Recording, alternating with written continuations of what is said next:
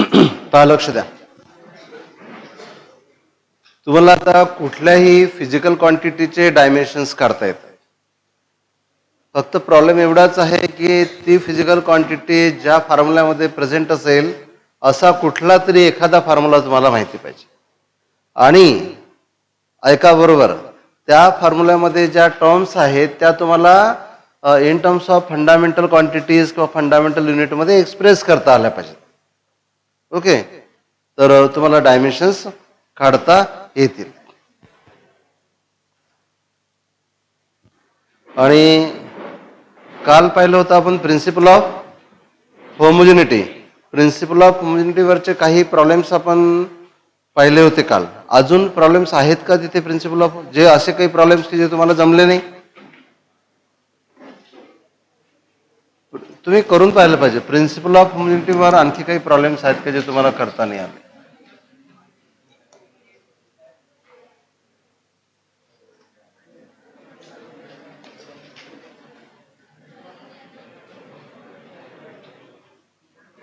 एक काम कराल, असतील तर तुम्ही पाहून ठेवायचे. तर आपण काय करू आज की डायमेन्शन्स जे अप्लिकेशन्स आहेत त्याकडे लक्ष देऊ जरा. Applications of dimensional analysis.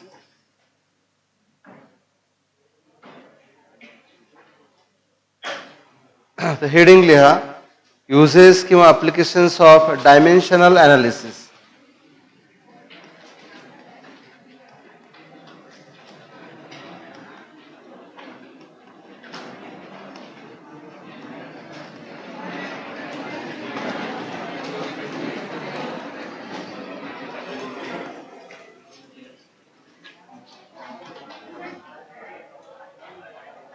Uses or applications of dimension analysis.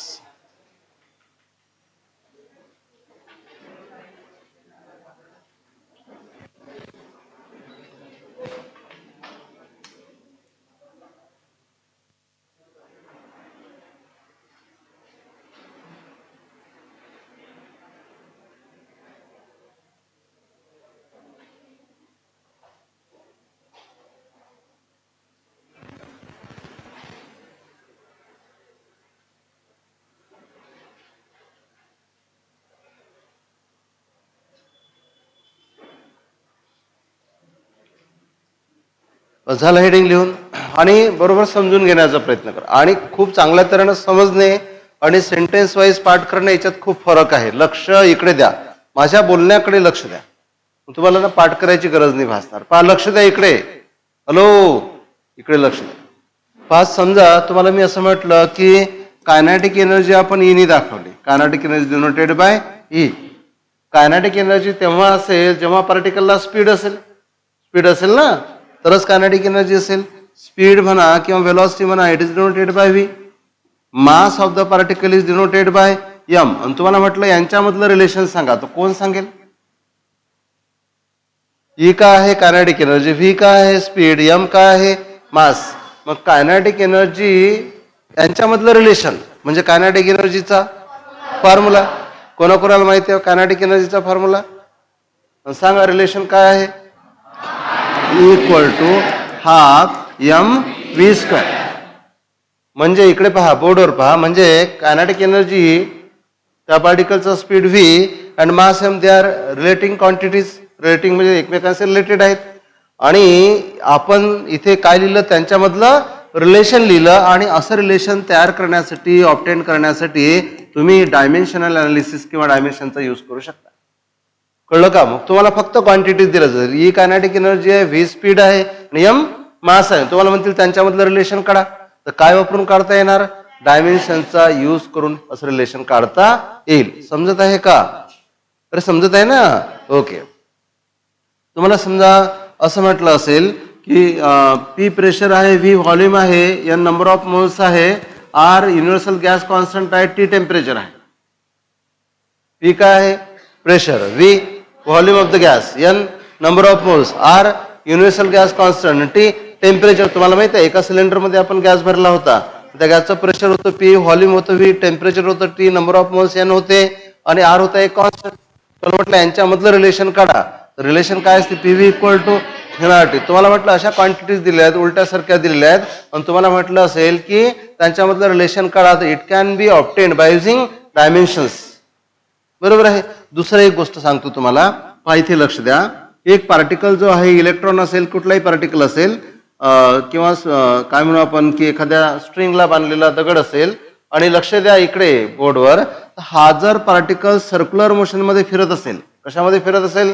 Circular motion मध्ये. एक गोष्ट लक्षात ठेवा, जर पार्टिकलला सर्क्युलर मोशन मध्ये ठेवायचं असेल, कुठल्याही पार्टिकलला गोल फिरवायचं असेल, तर त्यावर एक फोर्स ऍक्ट झाला पाहिजे जो सेंटरकडे असेल, तरच पार्टिकल गोल फिरणार, अदरवाईज पॉसिबलच नाही आहे ना. जसं पहा ना, सेंटरला काय असते?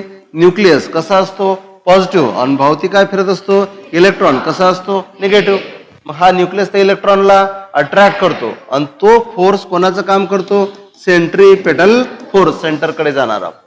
तसंच पहा, सेंटरला आहे सन. सेंटरला काय आहे? सन. आणि त्याच्या भोवती काय फिरत आहे? अर्थ. अर्थ आणि सन यांच्यामध्ये काय? Gravitational force. सन अर्थला अट्रॅक्ट, अर्थ सनला अट्रॅक्ट, सन अर्थला अट्रॅक्ट करत आहे, त्यामुळे सन अर्थला स्वतःकडे ओढत आहे. म्हणून अर्थवर ऍक्ट होणारा फोर्स कोणीकडे आहे? सेंटरकडे. आणि तोच फोर्स कोणाचं काम करेल? सेंट्रीपेटल फोर्स, सेंटरकडे जाणारा फोर्स. म्हणजे एखाद्या पार्टिकलवर सेंटरकडे ओढणारा फोर्स असल्याशिवाय तो पार्टिकल सर्क्युलर मोशन मध्ये फिरू शकणार नाही. बेटा चेअर आहेत आज. ओके, बस. कळलं का?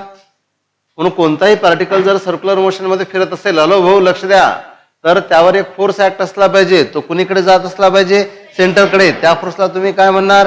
Centripetal force. Without centripetal force circular motion is not possible. बरोबर आहे. तुम्ही इव्हन सायकली तुम्ही टर्न करता ना, टर्न करता म्हणजे थोडं सर्क्युलर आहे, तिथेही सेंट्रीपिटल फोर्स हा असलाच पाहिजे. समजत आहे? मग कोणताही पार्टिकल असो, तो जर सर्क्युलर मोशन मध्ये धावत असेल, त्यावर एक फोर्स ऍक्ट होत असणार, जो कोणीकडे जात असणार? सेंटरकडे जात असणार. That force is called as centripetal force. Okay. आणि तुम्हाला म्हटलं असेल की हा पार्टिकल आहे, याचा मास एम आहे. ओके. या पार्टिकलचा स्पीड जो आहे तो व्ही आहे. ज्या सर्कलमध्ये फिरतो त्या सर्कलची रेडियस आर आहे, आणि त्यावर ऍक्ट होणारा फोर्स एफ आहे. बरोबर आहे. मग हा सेंट्रीपिटल फोर्स एफ कशा कशावर डिपेंड असतो? एम, व्ही आणि आर. आणि तुम्हाला म्हटलं की यांच्यामधलं रिलेशन काढा. बरोबर आहे. तर तुम्ही जर डायमेन्शनचा उपयोग केला तर यांच्यामधलं तुम्हाला रिलेशन मिळेल M V square upon R, centripetal फोर्सचा फॉर्म्युला. आणि हा फॉर्म्युला आपल्याला तयार करता येतो by using dimensional analysis. Use समजला का? जर काही फिजिकल क्वांटिटीज आहेत, force, mass, velocity, radius, they are physical quantities, आणि त्या जर एकमेकांशी रिलेटेड आहे, तर त्यांच्यामधलं रिलेशन तयार करण्यासाठी, म्हणजे करस्पॉन्डिंग फॉर्म्युला तयार करण्यासाठी यू कॅन यूज डायमेन्शन्स और डायमेन्शनल अनालिसिस. हा झाला डायमेन्शनचा पहिला उपयोग. कसा करायचा ते राहिलं सांगायचं. बरोबर आहे. यूज समजला. काय यूज आहे? जर रिलेटेड फिजिकल क्वांटिटीज दिल्या असतील तर त्यांच्यामधलं रिलेशन आपल्याला डेव्हलप करता येते बाय युझिंग डायमेन्शनल अनालिसिस. कळते का तुम्हाला? अरे समजत आहे का? पण याचा एक ड्रॉबॅकही आहे. कधी कधी काय असतं ना, इथे प्युअर नंबर्स असतात फॉर्म्युल्यामध्ये, जसं तिथे 1/2 आहे, आणि डायमेन्शनच्या सहाय्यानं काही केलं तरी हा फॅक्टर मात्र आपल्याला एक्सपेरिमेंट करून काढावा लागतो. हा फॅक्टर जो आहे तो तुम्हाला डायमेन्शन अनालिसिसच्या सहाय्याने मिळणार नाही. हा डायमेन्शन अनालिसिसचा एक ड्रॉबॅक आहे. आपल्याला रिलेशन तर तयार करता येते, पण त्या रिलेशन मध्ये जर एखादा प्युअर नंबर येत असेल, फॉर एक्झाम्पल काय आला? 1/2 आला, तर असे नंबर्स तुमचं यार ना, ज्यांचं माझं ऑब्झर्वेशन कधी चुकत नाही, मी ज्यांना अगोदरपासून ऑब्झर्व करतो आणि ज्यांचं लक्ष ढंगाचं नाही आहे ना, तर त्यांचं बेकार काम होऊन जाते ना. ते आसमान से गिरा खजूर पे लटका, धोबी का कुत्ता ना घर का ना घाट का. काही उपयोग नाही ट्युशन लावून. तुम्ही जर फोकस करू शकत नसाल तर काहीच उपयोग नाही. नाटक नका करू. घरून यायचं मस्तपैकी, गाडीने यायचं, हे करायचं ते करायचं, फीस द्यायची, आणि इथे येऊन तुमचं लक्ष नाही आहे. बरोबर आहे. मी इकडे सांगून राहिलो, तुमचं लक्ष खालीच जाण्यात पाहते. मग काय अर्थ आहे? तुम्ही तरी, मी माझं बोलणं सुरू असताना जर तुमच्या तोंडातून भाऊ शब्द निघते, तर तुम्ही तुमच्याकडनं आशा सोडून द्या किंवा तुम्ही काही चांगलं करू शकाल म्हणून. पॉसिबलच नाही. इम्पॉसिबल गोष्ट आहे. आणि ही जर गोष्ट तुमच्याकडनं जमली नाही तर तुम्ही काहीच नाही करू शकत. इथंच काय, लाईफमध्ये काही नाही करू शकत. लक्षात ठेवा. जर कोणी बोलून राहिलं आणि ते आपल्या कामासाठी आणि आपण तेवढ्यासाठी ऐकण्यासाठी इथून बसलो, आणि जर आपण बोलून राहिलो, तर मग तर तुमच्या बुद्धीची काय जेवढी स्तुती कराल ना तेवढी कमीच आहे. म्हणजे उलट बोलत आहे मी. काय बोललं समजलं? काय जमत नाही डायमेन्शन अनालिसिस आहे ना, जे प्युअर नंबर जे फॉर्म्युल्यामध्ये येतील ते मात्र डायमेन्शन अनालिसिस काढू शकत नाही. दुसरी एक गोष्ट तुम्हाला सांगतो की समजा एक दोरा घेतला आपण, त्या दोऱ्याला एक स्पियर अटॅच केला, या स्पियरला थोडंसं तुम्ही डिस्प्लेस केलं इथपर्यंत आणि सोडून दिलं तर हा स्पियर असा ऑसिलेट होत राहणार. याला तुम्ही काय म्हणता? याला तुम्ही म्हणता सिंपल पेंडुलम. काय म्हणता याला? Simple pendulum. आणि बघा ना, समजलं ना तुम्हाला? दोरा आहे, त्याला काय अटॅच केलं? मास अटॅच केलं. हे मास सेम आहे, दोऱ्याची लेंथ एल आहे, याला तुम्ही असं ओढलं थोडंसं आणि सोडून दिलं तर हा इकडे ओढला जाणार, परत इकडे जाणार, इथे जाणार, परत इकडे येणार. याला जाऊन परत याला जेवढा टाइम लागला तो टाइम म्हणजे या सिंपल पेंडुलमचा काय झाला? पिरियड झाला. कारण याची मोशन पिरियॉडिक मोशन आहे. आणि हा जर पिरियड तुम्ही कॅल्क्युलेट केला तर बघा ना, इथे काय?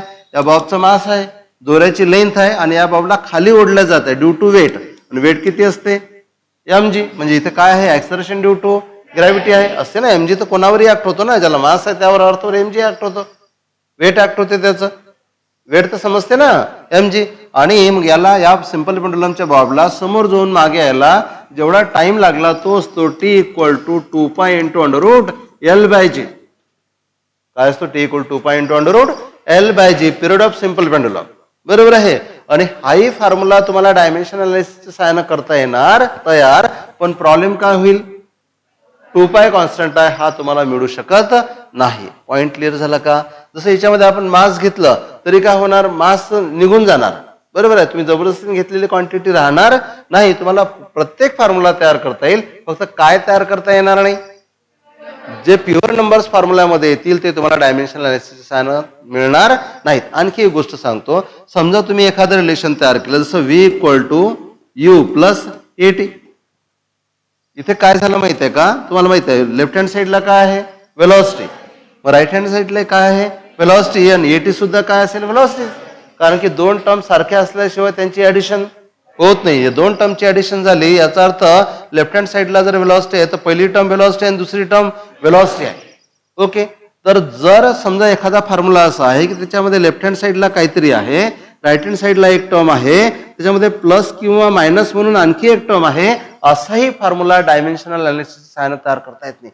सिंगल साईडवाला तयार करता येते. लेफ्ट हँड साईडला एक आणि राईट हँड साईडला एक, असाच फक्त फॉर्म्युला तयार होणार. तुम्हाला लेफ्ट हँड साईडला एक क्वांटिटी लिहिली, परत एखादा फॉर्म्युला राईट हँड साईडला, आणि जर एखादी टर्म ऍड किंवा सबस्ट्रॅक्ट होत असेल किंवा राईट हँड साईडला जर सिमिलर दोन टर्मचं ऍडिशन सबस्ट्रॅक्शन असेल तर असाही फॉर्म्युला डायमेन्शनल अनालिसिसच्या सहाय्याने तयार करता येत नाही. मी तुम्हाला काय करता येऊ शकते आणि काय नाही करता येऊ शकत हे दोन्ही गोष्टी सांगितल्या. समजलं का? यूज काय झाला डायमेन्शनल अनालिसिसचा? जर तुम्हाला काही फिजिकल क्वांटिटीज दिल्या असतील तर त्यांच्यामधलं रिलेशन डेव्हलप करता येते. आणि ड्रॉबॅक काय झाला? रिलेशन डेव्हलप करताना जर काही प्युअर नंबर्स येत असतील तर ते तुम्हाला डायमेन्शनल अनालिसिस काढता येत नाही. त्यासाठी तुम्हाला एक्सपेरिमेंटल अनालिसिस करावं लागेल, एक्सपेरिमेंट करून पाहावं लागतील. बरोबर आहे. जर इथे 1/2 आला किंवा पिरियड मध्ये किती आला? 2π आला, असं तुम्हाला काही मिळू शकत नाही. एक ड्रॉबॅक. दुसरा ड्रॉबॅक काय सांगितला? की जर फॉर्म्युलामध्ये दोन टर्मची ऍडिशन किंवा सबस्ट्रॅक्शन असेल तर असा फॉर्म्युला तुम्हाला डायमेन्शनल अनालिसिस तयार करता येत नाही. हा झाला एक यूज डायमेन्शनल अनालिसिस. कळलं का? तुम्हाला सर यूज तर झाला, आपण ते करून नाही दाखवलं तुम्ही, तर आपण करून पाहू याला. बरोबर आहे. तर काही प्रॉब्लेम नाही, आपल्याला असे युजेस करता येतील. दुसरा यूज पहा. समजा तुम्हाला एखादं इक्वेशन दिलेलं आहे. ओके.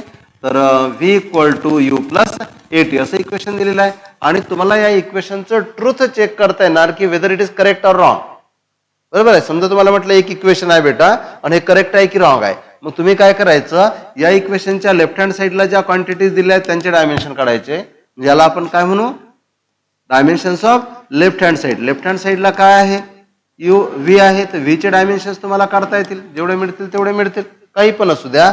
नंतर काय काढतील? राईट हँड साईडला काय आहे? राईट हँड साईडला u आहे, u चे डायमेन्शन्स तुम्हाला काढता येतील. परत राईट हँड साईडला काय आहे? at आहे, at चे डायमेन्शन्स तुम्हाला काढता येतील. बरोबर आहे. आणि लेफ्ट हँड साईडचे डायमेन्शन्स आणि राईट हँड साईडचे डायमेन्शन जर सारखे मिळाले तर तो फॉर्म्युला डायमेन्शनली करेक्ट. बघा मी काय बोलत आहे, तर तो फॉर्म्युला डायमेन्शनली करेक्ट. मी करेक्ट नाही म्हणत आहे.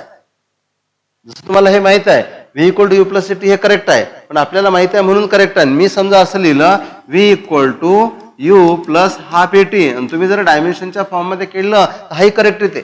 मी जर असं लिहिलं v = 3u प्लस टॉइसिटी हाही करेक्ट येते, कारण की 3 ला डायमेन्शन इन 2 ला डायमेन्शन नाही. हे करेक्ट आहे का?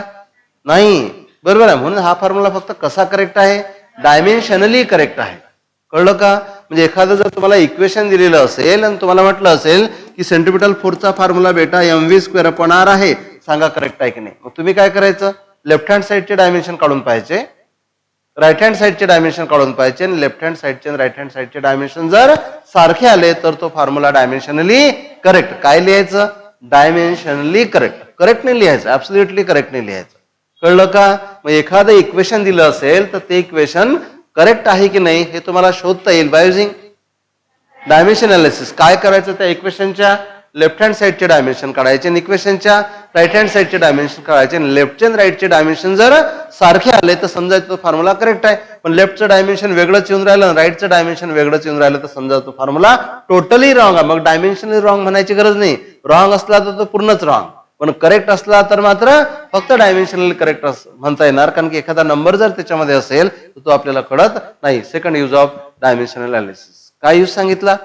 फिजिकल इक्वेशन जे दिलेलं असेल, हे जे आहे याला फिजिकल इक्वेशन म्हणतात, त्या फिजिकल इक्वेशनचं ट्रुथ चेक करण्यासाठी तुम्ही काय वापरू शकता? Dimensional analysis. So it can be use to check truth of physical equation. जे काही फिजिकल इक्वेशन दिलं असेल त्याला तुम्ही काय करू शकता? चेक करू शकता whether it is dimensionally correct or not. Second use समजलं का?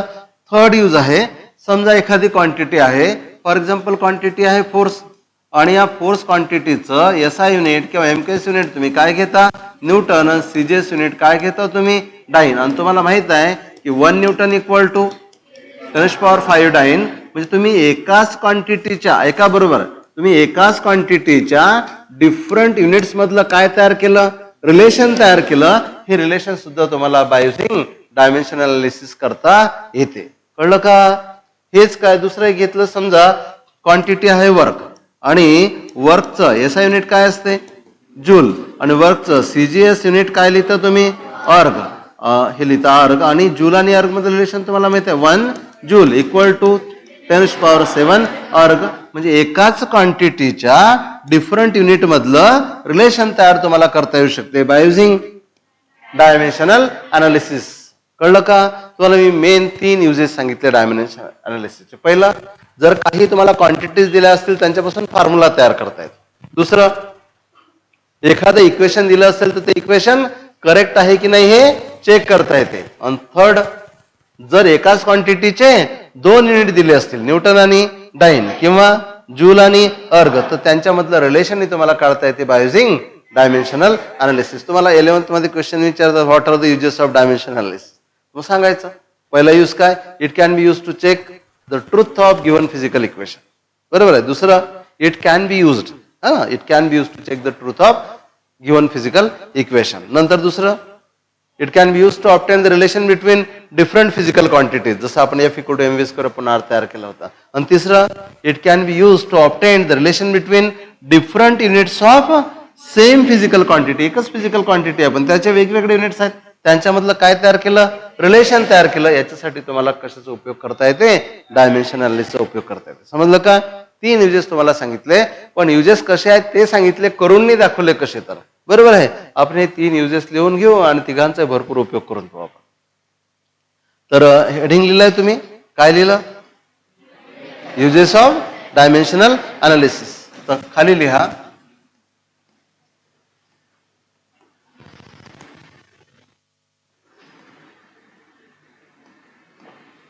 first use, it can be used to use की used? डी लावायचं की नाही लावायचं? Okay. It can be use to check the truth of given physical equation. It can be used to check the truth of given physical equation. आपण ना शिकताना उलट शिकतो. आपण कसं शिकतो माहिती आहे? आपण पहिले यूज शिकतो, नंतर त्याचं एक्झाम्पल पाहतो. ऍक्च्युअली ना एक्झाम्पल डोक्यात बसलं की यूज काय समजते, मग सगळ्या गोष्टीच उलट्या झाल्या आपल्या. So it can be used to check the truth of given physical equation. Clear? Meaning clear आहे? Okay. Second, it can be used to obtain relation between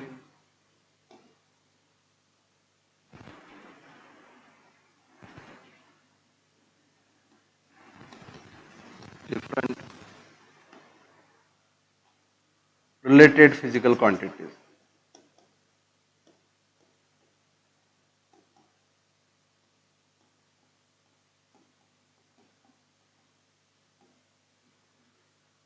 It can be used to obtain relation between different related physical quantities. Related असतील तरच relation मिळणार ना. आणि third काय सांगितलं? It can be used to obtain relation between different units of same physical quantity.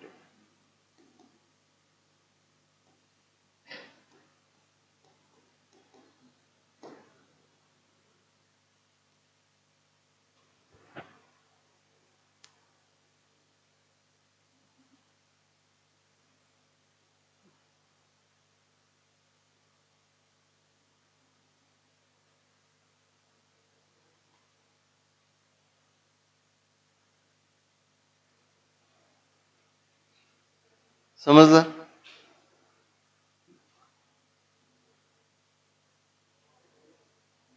चला याचा आपल्याला आता यूज करून पाहायचा आहे. कोणते एखादं इक्वेशन घेऊ आपण आणि करेक्ट आहे की नाही ते चेक करू. लक्षात राहतील. पहिला यूज काय आहे? It can be use to check the truth of given physical equation. Equation दिलेलं आहे, चेक करायचं आहे करेक्ट आहे की नाही. नंतर it can be use to obtain relation between different physical quantities, म्हणजे फॉर्म्युला तयार करायचा आहे. ओके. नंतर it can be use to obtain relation between different units of same physical quantity. एकाच फिजिकल क्वांटिटीचे जे वेगवेगळे युनिट आहेत त्यांच्यामधलं रिलेशन आपल्याला तयार करायचं आहे. ओके. तर याचा आपण यूज करून पाहू. तर काय लिहिता? एक्झाम्पल्स लिहू. तर कशावर बेस्ड आहे? Use one. यूज वन वरचे एक्झाम्पल आपल्याला पाहायचे. पहा, जर याच वेळेला जर दुसऱ्या कोणी ट्युशन ठेवली तर तुम्ही त्यांना सांगा की बाबा आमची ट्युशन आहे. काल एका सरांनी ट्युशन ठेवली आणि तुम्ही तिकडे जाऊन बसले. पुढच्या वेळेस ना जाणाऱ्यांना आपण म्हणू बाबा तुम्ही तिकडेच जा. म्हणजे आपला जर अगोदरचा टाइम कोणी डिस्टर्ब करत असेल, लोक पर्पजफुली करतात तुम्हाला माहित नाही, तर मग तुम्हाला ना तिकडेच जावं लागेल, इकडलं सोडून द्यावं लागेल ना. तर रविवारी आपले आता क्लासेस सुरू होतील पुढे पुढे, कारण की तुम्हाला तुम्ही लवकरच फाईलवर घेणार आहे आणि खरंच चांगला रिझल्ट तुम्ही देऊ शकता, आणायचा आहे आपल्याला. माझाही इंटरेस्ट आहे तुमच्यामध्ये. तर आपण फाईलवर घेणार आहे म्हणजे लवकरच तुमच्यावर चांगला लोड आपण देऊ आणि तुम्ही ते कराल आणि चांगला रिझल्ट काढाल. त्यासाठी म्हणून टाईम ना कोणाला देऊ नका. आणि त्यांनी ठेवला तर ते ठीक आहे, त्यांना माहीत नसताना ठेवला तर काही प्रॉब्लेम नाही, पण ते पर्पजफुली ठेवत असेल आणि तुम्ही जाऊन बसत असाल ना, तसं नाही करायचं. हा पहिला यूज. तर पहिला यूज काय आहे? एखादं इक्वेशन दिलं असेल आणि त्याला काय करायचं आहे? चेक करायचं करेक्ट आहे की नाही. ओके. तर कुठलं एखादं इक्वेशन घेऊ आपण. तर question check the truth of following physical equations. त्यांचे ट्रूथ आपल्याला चेक करायचे. Check the truth of following physical equations. एक एक घेऊ आपण. 2-3 एक्झाम्पल लिहितो मी. पहिलं काय लिहिता, जसं आपण काय लिहित असतो, S equal to UT plus half AT square. माहिती आहे का तुम्हाला हे कायनेमॅटिकल इक्वेशन्स? 3 पैकी कुठलंही घेतलं तरी चालते, पण आपण एक घेतलं. ओके. दुसरं घेऊ आपण period of simple pendulum T equal to 2π into under root L/G. हे काय आहे कायनेमॅटिकल इक्वेशन. हा काय झाला पिरियड ऑफ सिंपल पेंडुलम. आणि थर्ड घेऊ आपण काय घेता, F इक्वल टू काय लिहिलं होतं आपण, mv²/r. काय हा सेंट्रिपेटल फोर्स. आणि आपल्याला चेक करायचं आहे की इक्वेशन करेक्ट आहे की नाही. आणि इथे सोल्युशन.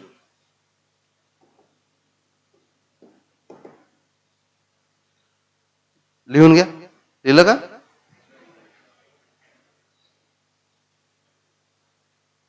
आणि हे जे काही आपण लिहित आहोत हे एक रिप्रेझेंटेशन आहे. इथे कुठलंही इक्वेशन येऊ शकतं. रिप्रेझेंटेशन समजते ना, रिप्रेझेंटेशन. आपण आमदार खासदार निवडून देतो आणि तो आपल्या समस्या काय तिथं सांगतात, भले ते सांगणार नाहीत. बरोबर आहे. आणि तसंच हे एक इक्वेशन आहे, हे तुम्हाला सांगेल की बेटा अशा तऱ्हेने सॉल्व्ह करायचं.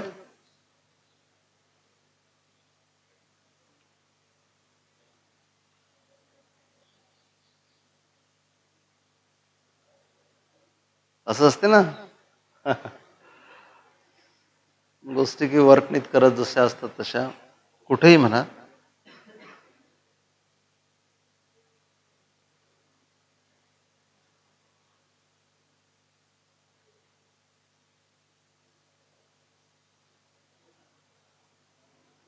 आपण जसं घेऊन राहिलो ना असं सगळ्या ट्युशन्समध्ये चालते. मुलांना असं वाटतं हेच फिजिक्स आहे, पण आपण ज्यावर डिस्कशन करतो ना तेच खरं तुमच्या कामात पडणार आहे. कारण की मल्टिपल चॉईस क्वेश्चन्स हे असं किती वेळा लिहिलं तर तुम्हाला जमणार नाहीत. मल्टिपल चॉईस क्वेश्चन्स तुम्हाला याचं जे यूज आपण करतो त्यावेळेस जमते. ओके, झालं लिहून? हां, आता एक एक सोडू आपण. पहा काय करायचं. तर आन्सरमध्ये मी फर्स्ट आन्सर लिहितो. पहा काय करायचं. पहिल्यांदा काय लिहायचं, गिव्हन इक्वेशन. सांगा गिव्हन इक्वेशन काय आहे. S equal to UT plus half AT². इथे मी गृहीत धरतो की तुम्हाला टर्म्स माहिती आहेत. एस काय आहे डिस्प्लेसमेंट, यू काय आहे वेलॉसिटी, टी काय आहे time, acceleration again T time. बरोबर आहे. म्हणजे क्वांटिटीज माहित आहेत. आणि जर माहिती नसतील तर मग लिहायचं. ह्या युजल आहेत. युजल म्हणजे नेहमीवाल्या आहेत. त्यांचं एक्सप्लेनेशन लिहायची गरज नाही. बरोबर आहे. The symbols have there usual meaning असं कुठेतरी लिहिलेलं असते. बरोबर. सिम्बॉलचं मिनिंग जे आहे ते जे नेहमी असते ते असते असं इथे आहे. आता काय करायचं बघा. पहिली टर्म काय झाली प्रेझेंट. बघा आन्सरमध्ये ना काय कंटेंट असले पाहिजे, तर पहिले जे इक्वेशन आहे ते असलं पाहिजे. नंतर काय करायचं आपण बघा, dimensions of left hand side. Left hand साईडचे डायमेन्शन काढायचे. लेफ्ट हँड साईडला कोण आहे यस. डिस्प्लेसमेंट म्हणजे काय लेंथ. मग डिस्प्लेसमेंटचे डायमेन्शन्स काढताना लेंथचे डायमेन्शन m0 L1 आणि T0 याला म्हणायचं इक्वेशन नंबर 1. तुम्ही काढले लेफ्ट हँड साईडचे डायमेन्शन. आता काय काढायचं आहे dimensions of right hand side. Right hand साईडचे डायमेन्शन ऐका आता बरोबर आहे ना. राईट हँड साईडला काय आहे UT प्लस हाफ AT² आहे ना. UT plus half AT². याचे डायमेन्शन्स काढताना डायमेन्शन्स ऑफ UT बरोबर आहे प्लस हाफ असं बाजूला लिहिला तरी चालेल, कारण त्याला डायमेन्शन नसतं. Dimensions of AT².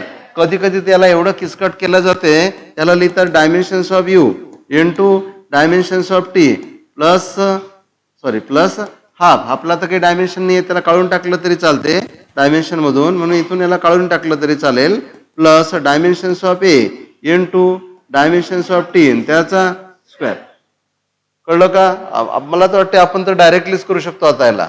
आणि यू काय आहे वेलॉसिटी. आता ऐका बरोबर, जे अगोदर प्रेझेंट नव्हती त्यांना प्रॉब्लेम जाईल. यू वेलॉसिटी आहे. वेलॉसिटीचे unit metre per second square. म्हणून यूचे डायमेन्शन काढताना मीटर म्हणजे मीटर पर सेकंड. यूचे डायमेन्शन्स काढताना मीटर म्हणजे लेंथ, पण किलोग्रॅम नाही आहेत m0. मीटर म्हणजे लेंथ L1, सेकंड म्हणजे टाइम T-1. हे डायमेन्शन्स कशाचे आहेत यूचे. मग लिहिले आपण यूचे डायमेन्शन्स. बघा ना किती ना कंटाळवाना आहे काही नाही याच्यामध्ये. पण हे तुम्ही 100 वेळा केलं ना अशी प्रॅक्टिस, तर तुम्ही की टॅलेंटेड नाही बनणार. बरोबर. यूचे डायमेन्शन्स लिहून टाकू आपण. किती आहे?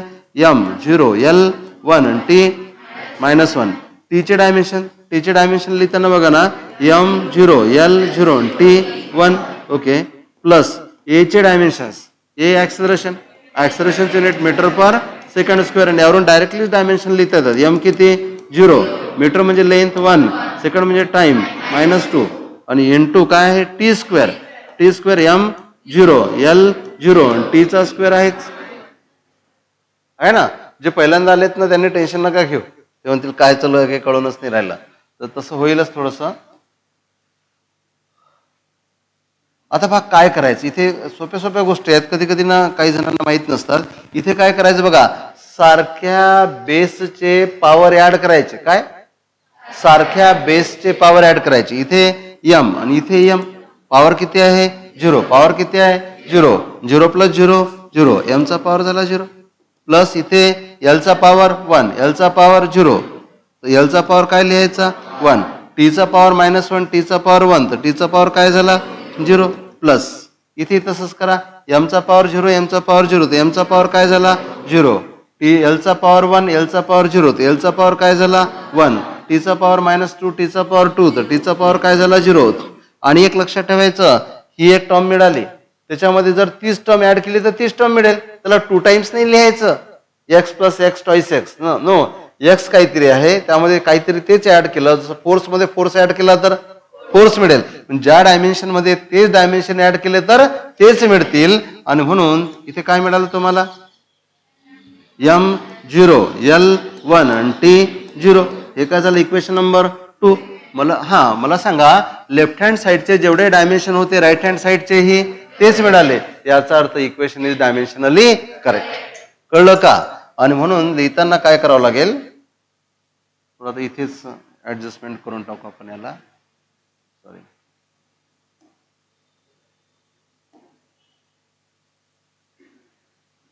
बारीक झाला दिसते ना? म्हणून आता आपल्याला काय करता येईल, इथे लिहिता येईल, therefore dimensions of left hand side is equal to dimensions of right hand side.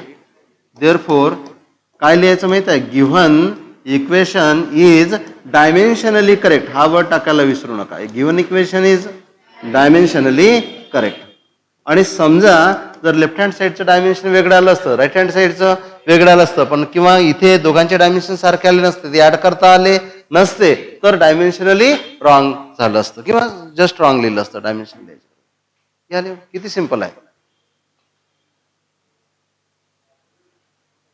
काहींना जर काही समजलं नसेल तर तुम्हाला ते पॉवरचे ऍडजस्टमेंट फक्त समजत नाही असं समजून चला, आणि ते काही मोठी गोष्ट नाही आहे. तसंही थोडंसं विचारलं की क्लिअर होऊन जातील. आणि आपण कुठलेही डायमेन्शन पाठ करून नाही लिहिले, ते तयार करून लिहिले, काही रेडी लिहिले तरी.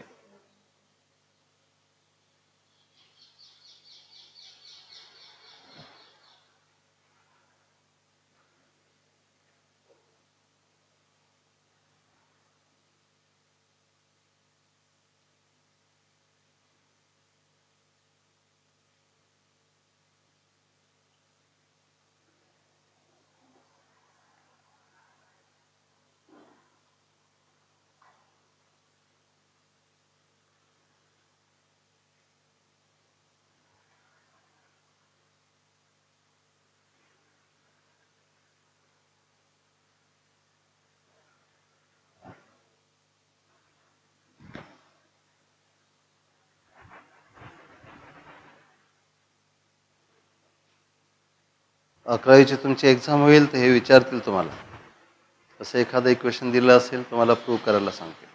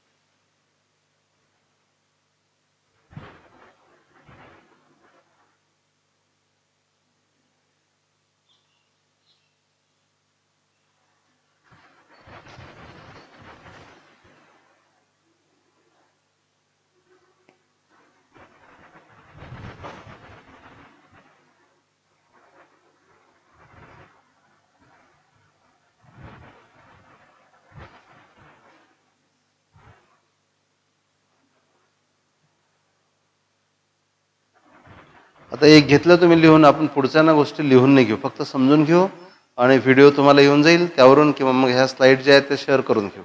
लिहिण्यात भरपूर टाइम जातो आहे ना. समजलं? थोडं थोडं थोडं थोडं कोणाला समजलं? पूर्ण नाही समजलं का? सायन्समध्ये थोडं थोडं समजणे म्हणजे न समजण्याच्या पेक्षा भयानक. न समजलेलं पुरलं.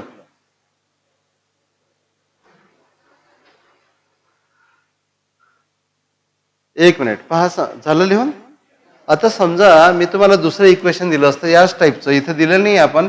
समजा तुम्हाला म्हटलं होतं असतं मी की v² equal to U square plus, हे आहे ना, v² equal to U square plus twice S असते ना, हे पण इक्वेशन.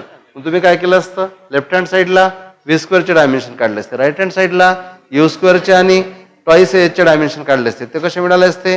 सारखे. शेवटी लिहिलं असतं इक्वेशन इज डायमेन्शनली करेक्ट. करता येईल का?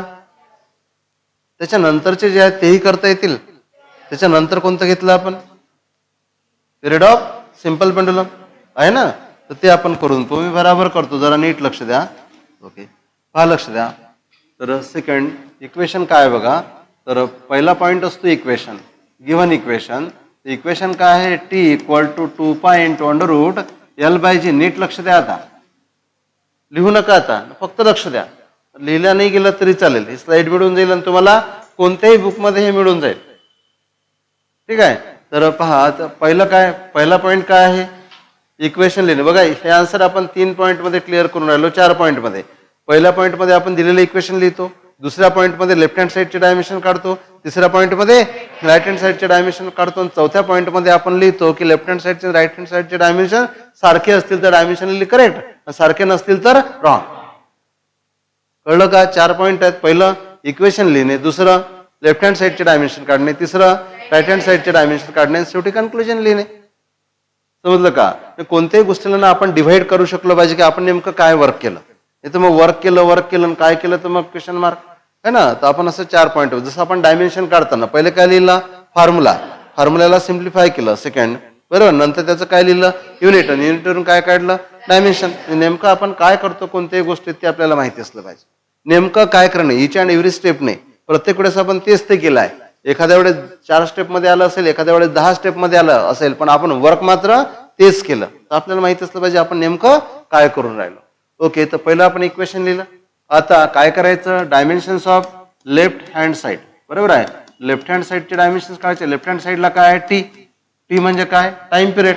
टाइम पिरियड म्हणजे टाइम. मग टाइमचे डायमेन्शन काय असतील? L0, M0 आणि T1. हे मागे पुढे झालं तर काही फरक नसतो पडत का? ओके. पण कोणी आग्रह धरला की नाही बेटा हे असेच पाहिजे, तर मग तसेच लिहून टाकायचे. ठीक आहे, तर काय फरक पडत. आणि नंतर काय करायचं? Dimensions of right hand side. Right hand साईडचे तुम्हाला डायमेन्शन्स काढायचे आहेत. राईट हँड साईडमध्ये काय आहे? 2π इंटू अंडर रूट L/G. आता बघा 2π ला तर काही डायमेन्शन नसतात, बिकॉज इट इज कॉन्स्टंट. त्याला सोडून दिलं तरी चालते. म्हणून इथे काय करता येणार तुम्हाला डायमेन्शन्स ऑफ काय लिहिता येणार? कसं लिहिता येते? डायमेन्शन्स ऑफ रूटमध्ये L/G. यालाच तुम्हाला कसं लिहिता येणार? Dimensions of root L upon dimensions of root G. समजते का? हे रूट एकाच रूटमध्ये L/G आहे ना, त्याला काय मी लिहिलं? मी वरतं रूट L लिहिलं, खाली रूट G लिहिलं. तुम्ही एका डायमेन्शन मध्ये लिहा की अलग अलग डायमेन्शन मध्ये लिहा. सुरुवातीला तुम्ही असंही करू शकता, याला लिहिलं तुम्ही रूट ऑफ L/G, हे ठेवलं एकाच डायमेन्शन मध्ये. हे उगा स्टेप वाढवणं आहेत. यालाच काय लिहिता येते? Dimensions of root L upon dimensions of root G. कळलं का? करता येईल. मी तर म्हणतो तुम्ही असं काही करायचंच नाही. इथे लिहायचं, तुम्ही डायरेक्टली थर्ड स्टेप मध्ये जायचं. समजते ना आता आपल्याला? जर आपल्याला एखादी गोष्ट क्लिअर असेल तर आपण कशाला ते लहान मुलांसारखं करायचं? समजण्यासाठी सांगितलं. 2π ला डायमेन्शन नसतात.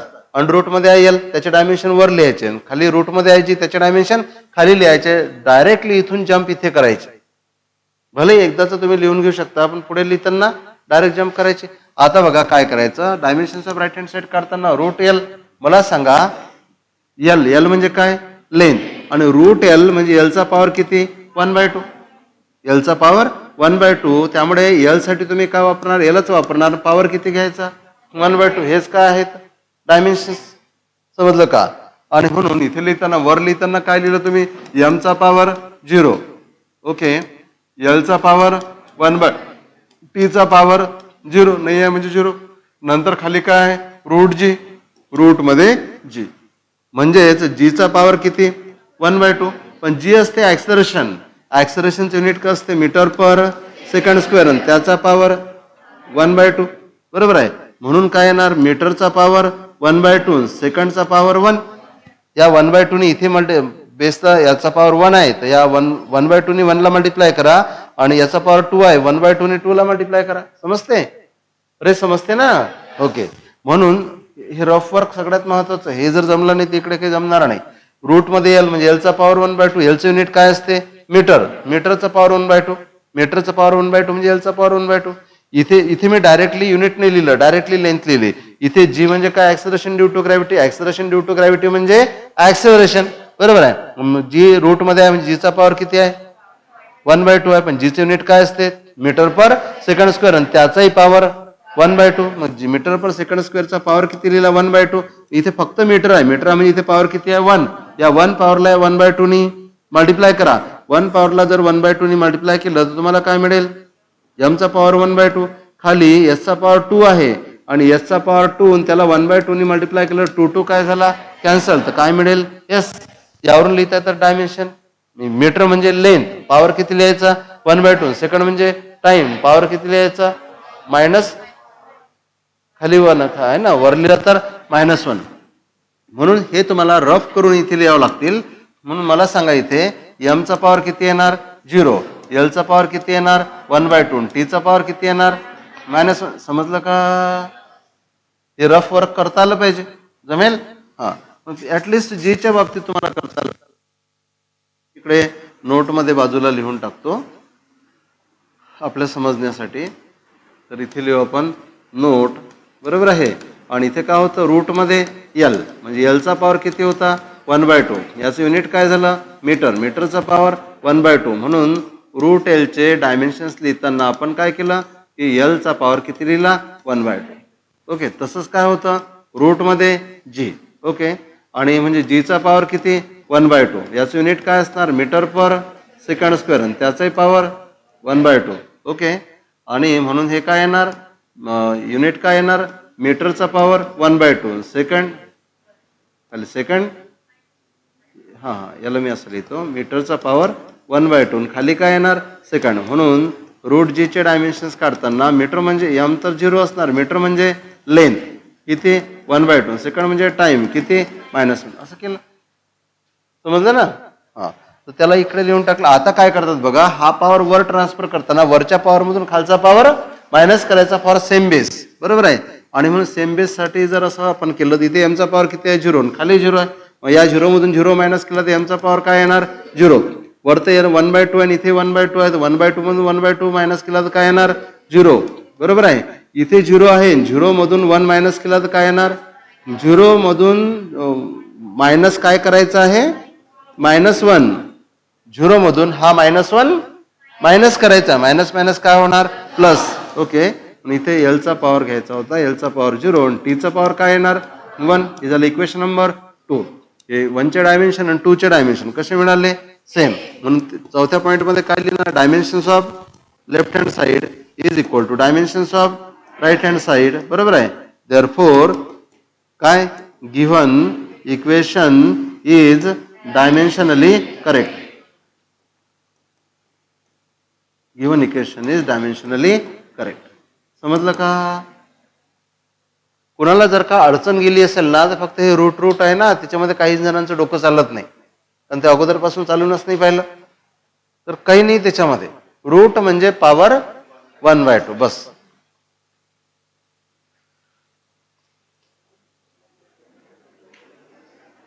करता येणार लिहितं का लिहा बाबा लिहा फटाफट लिहा 1 मिनिटात झालं पाहिजे.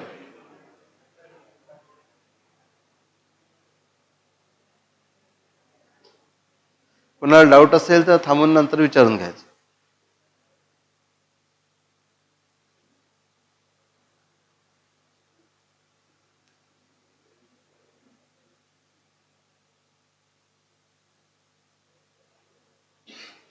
ज्यांना थोडंसं दुरून दिसायला प्रॉब्लेम जात असेल तर ज्यांना चष्मे वगैरे लागले आहेत त्यांनी इतक्या मागे बसायचं नाही, समोर चेअर घेऊन यायचे नाही का देवतडे. तुम्हाला विचारावं लागते ते काय आहे हे काय आहे, आम्हाला वाटतं तुम्ही बोलून राहिले असंही होते. मग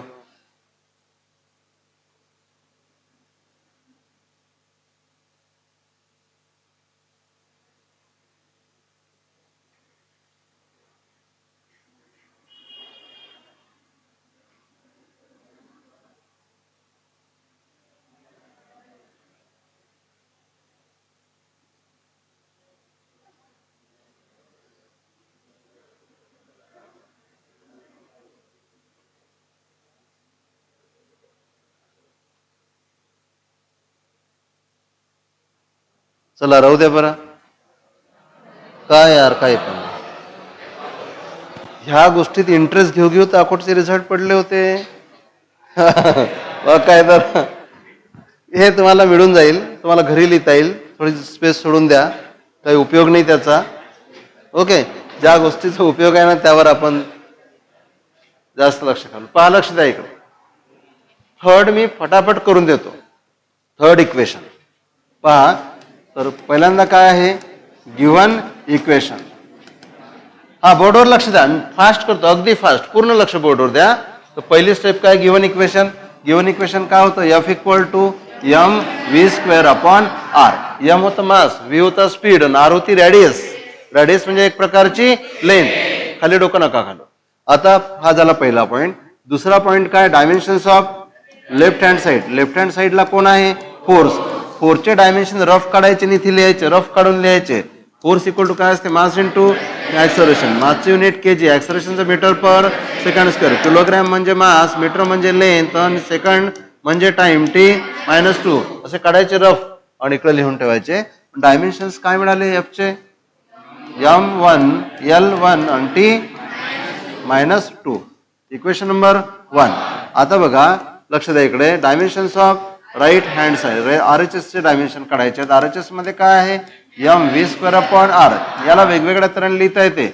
बघा कसं लिहिता येणार, याला dimensions of M into dimensions of V square, किंवा असे लिहिता येते डायमेन्शन्स ऑफ व्ही त्याचा स्क्वेअर. कसे लिहिलं तरी काय एकच आहे.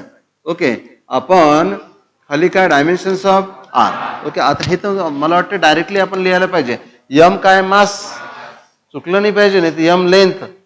हा, तो डेंजर इथे राहणार. बरोबर आहे. एम काय आहे, मास, म्हणजे M1 L0 T0. Okay. V काय आहे, वेलॉसिटी. वेलॉसिटीचं युनिट काय असते, मीटर पर सेकंड. पण इथे वेलॉसिटीचं काय आहे, square. So metre square per second square. M0 L2 T-2 आहे ना, व्हेरी सिम्पल. कोणी कोणी काय करणार माहिती काय, असं करणार, व्ही त्याचा स्क्वेअर. काय केलं असेल मी तुम्हाला सांगतो. व्ही चे डायमेन्शन मीटर पर सेकंड म्हणजे M0 L1 आणि T-1 आणि त्याचा स्क्वेअर. नंतर मग असं केलं असणार, या पॉवरने इथे मल्टिप्लाय केलं 2 आणि -2. काय रिकामे धंदे करत बसायचे नाही का.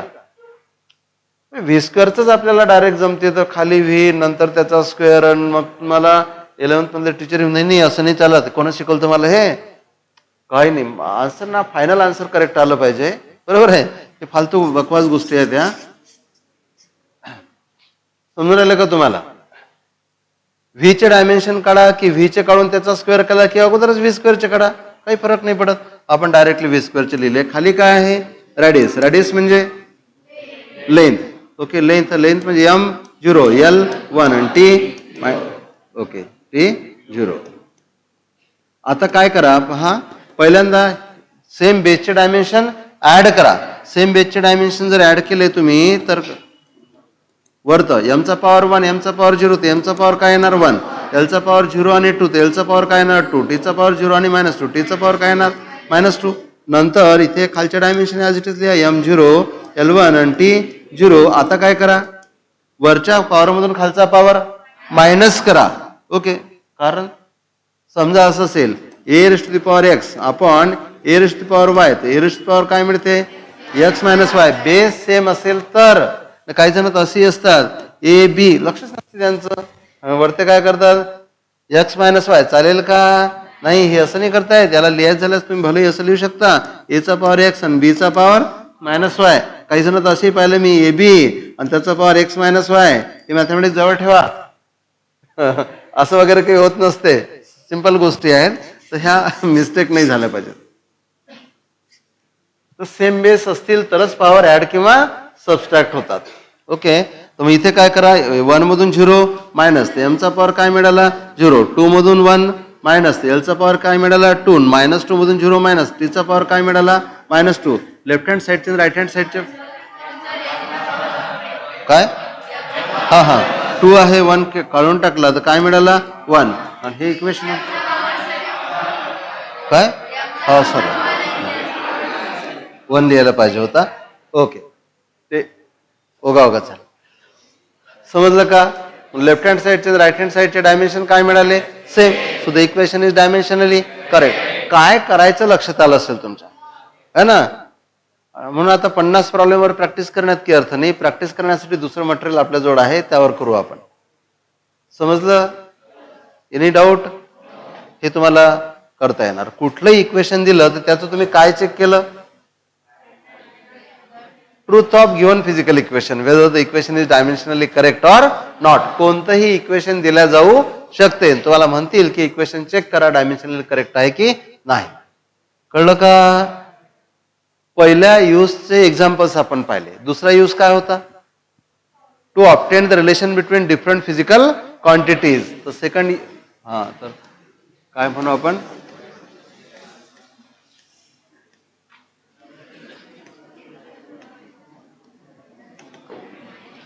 Examples of second use. मी फक्त एकच एक्झाम्पल देतो आता, सेकंड यूजचं एक्झाम्पल.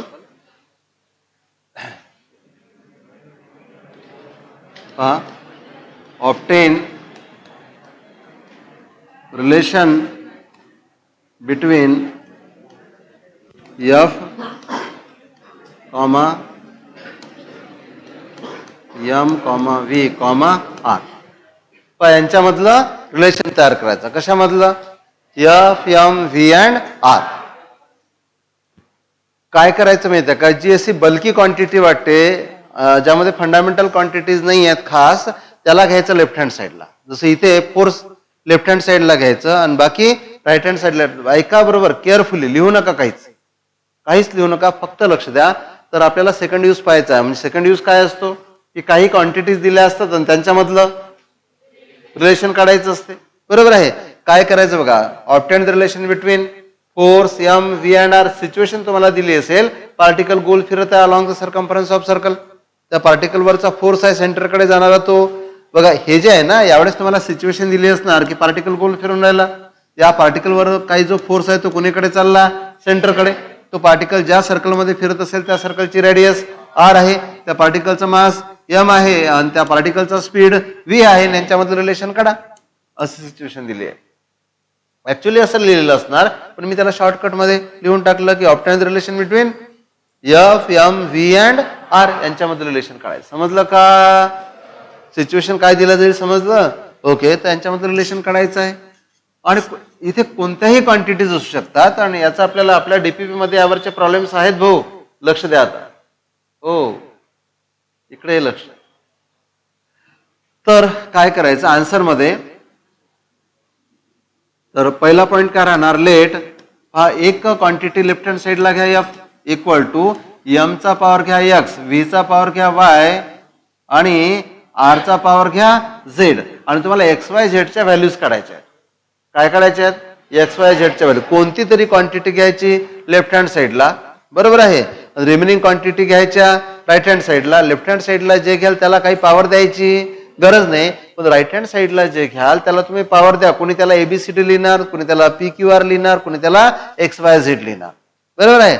फक्त आता इथे पी क्यू आर लिहिलं तर आर परत आला असता. बरोबर आहे.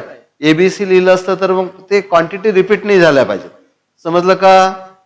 कोणती तरी एक क्वांटिटी काय घेतली लेफ्ट हँड साईडला, कोणती एक घेतली तरी चालते, पण जनरली मोठी क्वांटिटी घ्यायची लेफ्ट हँड साईडला, बाकी लिहायचे राईट हँड साईडला सरळ रेषेमध्ये. आणि काय करायचं, त्यांचे पॉवर लिहायचे एक्स वाय आणि झेड. आणखी मोर करेक्टली एखादा कॉन्स्टंट असू शकतो, तो कॉन्स्टंट घेतला आपण के इंटू इथे काय आहे एम चा पॉवर किती घेतला एक्स, व्ही चा पॉवर किती घेतला वाय आणि आर चा पॉवर किती घेतला झेड. आपल्याला आता फक्त एक्स वाय झेडच्या व्हॅल्यूज काढायच्या. बघा हे थोडंसं कठीण जाते, याच्यामध्ये खूप व्हेरायटी प्रॉब्लेमची असू शकते आणि केअरफुली आहे का. आता काय करायचं, आता आपण याला काय लिहितो नेक्स्ट स्टेप मध्ये dimensions of F equal to K ला तर काही डायमेन्शन नसतात त्यामुळे तो के सोडून दिला तरी चालते. डायमेन्शन ऑफ इथं काय आहे एम आणि त्याचा पॉवर किती एक्स, डायमेन्शन्स ऑफ व्ही त्याचा पॉवर किती वाय आणि डायमेन्शन्स ऑफ आर त्याचा पॉवर किती झेड. बघा पण मी काय करत आहे बरोबर ठीक आहे. आता एफ चे डायमेन्शन तुम्हाला माहिती आहे आणि आता हे ओरली करायचं. बघा डोळ्यासमोर घ्यायचं, इकडे पहा F force equal to mass into acceleration, मासचं युनिट केजी, ऍक्सलरेशनचं मीटर पर सेकंड स्क्वेअर आहे डोळ्यासमोर, KG metre per second square. मग केजी म्हणजे मास एकदा, metre per second square metre म्हणजे लेंथ, सेकंड स्क्वेअर म्हणजे -2. आता इथे एकीकडे येणार आहे झेड आणि एकीकडे येणार आहे 2, फरक राहिला पाहिजे बरोबर. यम तर यम आहे, यम आहे तर यमचा पॉवर 1, एल 0 टी 0 ओके. आणि जे नाहीच आहेत त्याला लिहिले नाही तरी चालते. पॉवर काय लिहायचा एक्स, व्ही वेलॉसिटी, वेलॉसिटीचे unit metre per second KG नाही आहे, M 0 metre, L1 second -1 power काय लिहायचा वाय आणि इंटू आर, आर म्हणजे लेंथ, लेंथ म्हणजे एम किती असणार 0, L1 आणि टी 0 पॉवर काय लिहायचा झेड. आता काय करायचं बघा, ह्या पॉवरनी आतमध्ये मल्टिप्लाय करून टाकायचं. लेफ्ट हँड साइडला जे आहे तेच राहणार किती एम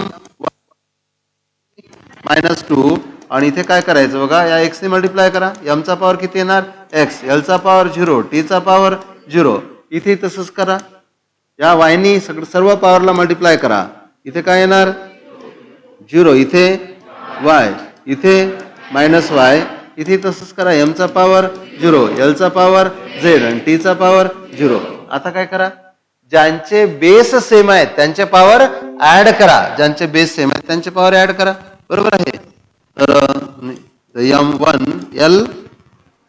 M1L1 आणि टी -2 ओके आणि इक्वल टू इथे एमचा पॉवर एक्स आहे, एमचा पॉवर 0 आहे, एमचा पॉवर 0 आहे तर एमचा पॉवर काय येणार एक्स, ऍडिशन केली पॉवरची.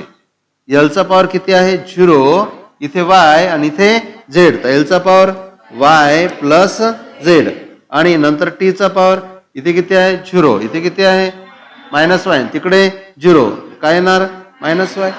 समजलं का काय केलं, काय डाऊट. जे क्वांटिटीज होत्या त्या लिहून टाकल्या, मोठी क्वांटिटी लेफ्ट हँड साईडला लिहिली. मी सांगत असताना मला असं वाटतंय की तुम्हाला असं कोणतंही प्रॉब्लेम करता आलं पाहिजे या अँगलने तुम्ही घ्या. त्या क्वांटिटी मधली कोणती तरी मोठी क्वांटिटी लेफ्ट हँड साईडला घ्या, इक्वल टू काय लिहा के, के काय असेल माहिती आहे 1/2 2π असं काहीतरी असेल जे आपल्याला काढता येणार नाही बरोबर. के तसाच राहू द्यायचा. पहिली क्वांटिटी लिहायची पॉवर एक्स, दुसरी क्वांटिटी लिहायची पॉवर वाय, तिसरी क्वांटिटी लिहायची पॉवर झेड. नंतर लेफ्ट हँड साईडला जी क्वांटिटी आहे त्याचे डायमेन्शन के सोडून द्या, एम लिहायचं त्याचा पॉवर एम चे डायमेन्शन त्याचा पॉवर एक्स, व्ही चे डायमेन्शन त्याचा पॉवर वाय, आर चे डायमेन्शन पॉवर झेड आणि लेफ्ट हँड साईडचे डायमेन्शन जे माहिती आहे ते लिहून टाकायचे.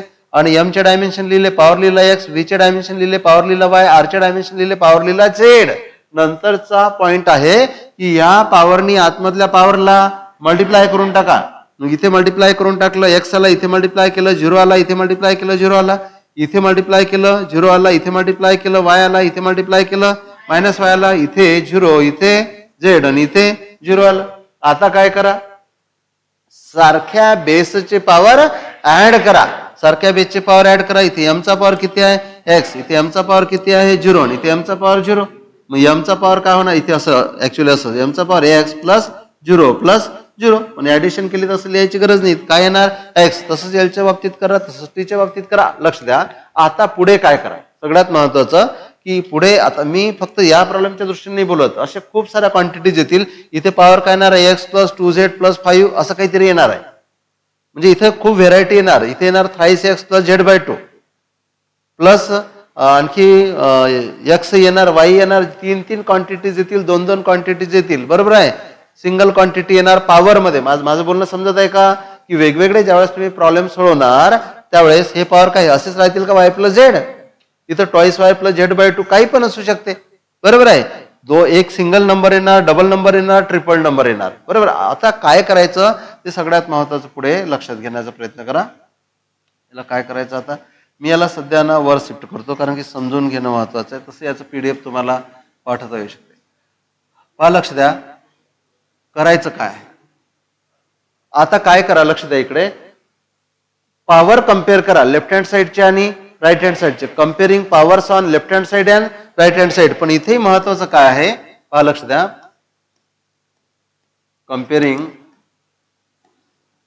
Powers on left hand side and right hand side. Right hand साईडचे आणि लेफ्ट हँड साईडचे पॉवर्स काय करा, कम्पेअर करा. कम्पेअर करताना काय करायचं बघा, राईट हँड साईडकडे ऐका बरोबर, राईट हँड साईडकडे जे पॉवर सिंगल आहेत, सिंगल म्हणजे ज्याच्यामध्ये फक्त एक्स आहे, ज्याच्यामध्ये फक्त वाय आहे, ते पहिले कम्पेअर करायचे.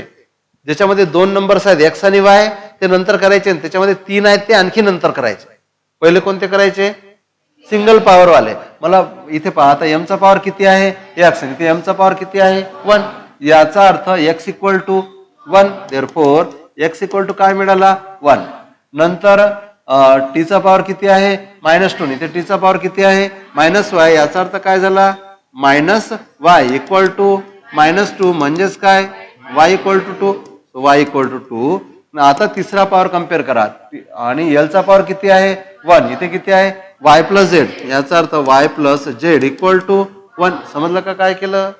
इथे काय केलं, कोणाचा पॉवर कम्पेअर केला, काय पॉवर ऑफ एम कम्पेअर केला. इथे कोणाचा पॉवर कम्पेअर केला, power of T. Power of T compare केला. आणि इथे कोणाचा पॉवर कम्पेअर केला, ओके, पॉवर ऑफ एल.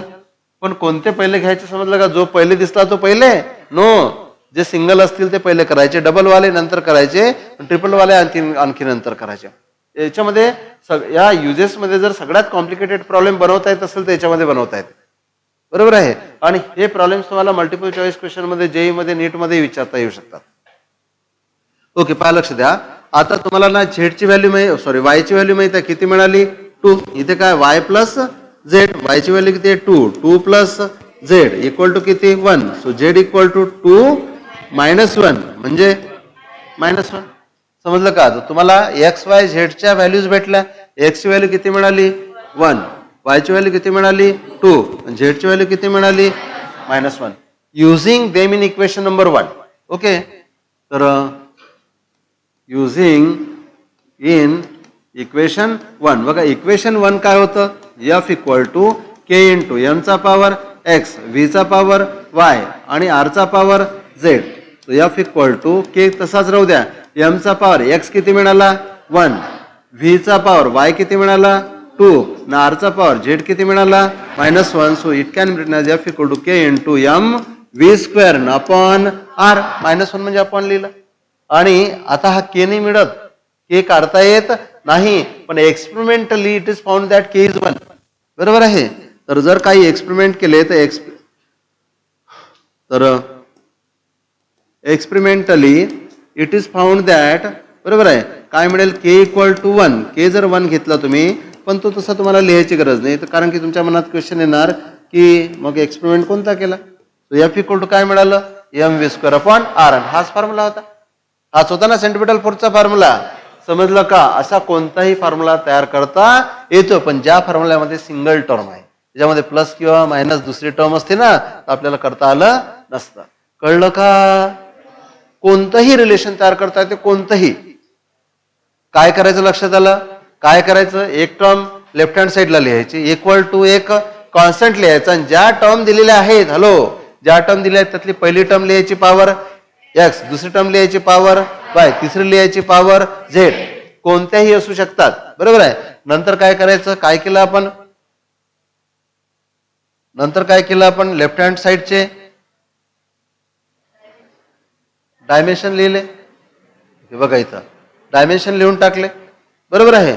नंतर इथे सिंगल टर्म जे आहेत त्यांचे डायमेन्शन लिहिले, जे पॉवर्स आहेत ते त्या डायमेन्शनला देऊन टाकले आणि सिंगल डायमेन्शन केले. लेफ्ट हँड साईडला एकच ब्रॅकेट राहिला, राईट हँड साईडलाही एकच ब्रॅकेट राहिला. अशा वेळेस काय केलं, पॉवर कम्पेअर केले. पॉवर कम्पेअर करताना काय केलं, जे सिंगल पॉवर आहेत ते अगोदर कम्पेअर केले, ज्याच्यामध्ये 2 नंबर आहेत वाय झेड वगैरे, ते नंतर कम्पेअर केले आणि अगोदर पैकी जी व्हॅल्यू मिळालेली आहे त्याच्यामध्ये लिहून टाकले. तुम्हाला एक्स ची व्हॅल्यू मिळाली, वाय ची व्हॅल्यू मिळाली आणि झेड ची व्हॅल्यू मिळाली. नंतर काय लिहिलं, युझिंग इन इक्वेशन 1. पहिलं जे इक्वेशन होतं त्यामध्ये ते इक्वेशन लिहिलं आणि त्यामध्ये जे पॉवर आहेत ते लिहून टाकले. M1 V2 R-1. M1 लिहायची गरज नाही, V2 लिहिला, R चा पॉवर -1 आहे याचा अर्थ त्याला खाली घ्यायचं. -2 असता तर खाली स्क्वेअर लिहिला असता -1. आणि के आपल्याला काढता येत नाही, के तुम्ही तसंच तसा ठेवला तरी चालते, पण मला माहिती आहे म्हणून मी लिहिलं की experimentally K equal to 1. So F बरोबर काय मिळेल, mv²/r. म्हणून तुम्हाला गिव्हन क्वांटिटी मधलं काय तयार करता आलं, रिलेशन तयार करता आलं बाय युझिंग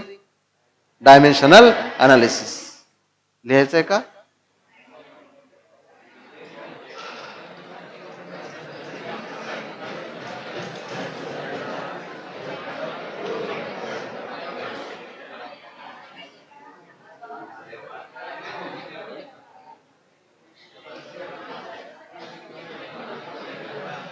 ओके, हे शेअर करता येईल तुम्हाला ग्रुपवर. तुम्ही होते ना, कोणी करत असते ना, होत नाही का? आता इंटरनेट नाही आहे, आज कनेक्ट करून टाकू. समजलं का? काही प्रॉब्लेम? आणि तिसरा यूज राहिला. आता तिसरा यूज काय आहे, एक रिलेशन दिलं असेल कंटाळले नाही का? आणि ऍक्च्युअली विचार जर केला तर तो तिसरा यूज करायची गरज नाही आहे, कारण की आपल्याला ते रिलेशन्स ना तसेच सहज काढता येतात, उगाच त्याच्यात पडण्यात काही अर्थ नाही. तिसरा यूज काय आहे, पण एकाच क्वांटिटीचे 2 युनिट दिले. एक कोणतं युनिट दिलं, SI, दुसरं CGS, आणि त्यांच्यामध्ये रिलेशन काढायला सांगितलं. तर हे तुम्हाला डायमेन्शन अनालिसिसच्या सहाय्याने काढता येते. करून दाखवायचं का एखादं? कंटाळले आता ते. ठीक आहे, तर 5 मिनिटाचा ब्रेक राहील. आज अब्रार सर नाही आहेत आणि त्यामुळे डायरेक्टली बायोलॉजीची बॅच आता होईल. ठीक आहे, आणि उद्या सुट्टी राहील.